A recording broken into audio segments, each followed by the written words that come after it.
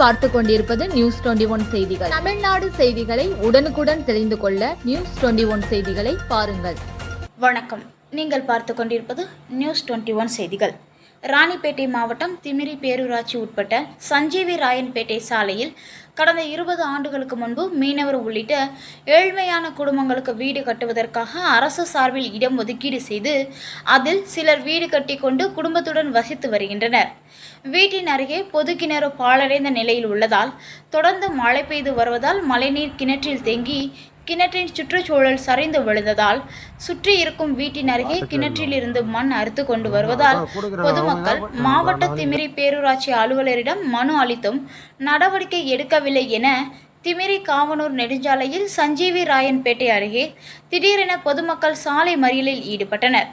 பின்னர் தகவல் அறிந்து சம்பவ இடத்திற்கு சென்ற செயல் அலுவலர் ஜெயக்குமார், ஆற்காடு தாசில்தார் மகாலட்சுமி, திமிரி காவல் நிலைய சப் இன்ஸ்பெக்டர் கோபிநாத் ஆகியோர் சாலை மறியலில் ஈடுபட்டவர்களுடன் பேச்சுவார்த்தை நடத்தினர்.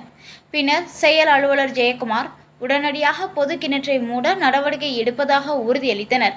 பின்னர் சாலை மறியலில் ஈடுபட்டவர்கள் கலைந்து சென்றனர்.